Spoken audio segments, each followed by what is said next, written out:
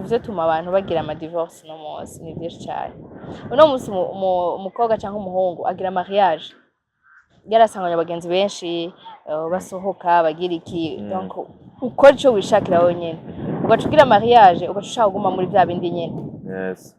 Ugacushaka kugumana babagenzi bose wari ufise ukiri wenyene alors que ujya wundi muntu urose mu buzima bwawe hari abantu atazosiporta.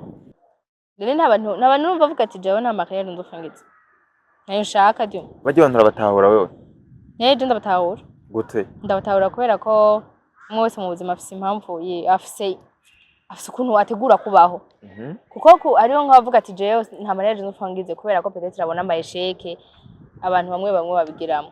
Umuntu burya akuronderamwo defo aho kuronderamwo karite ntabwo abagukunda. Baramutse bakije televiziyo uri kumwe n'abavyeyi bawe muyirabe y'ubuzima bwawe nayo twora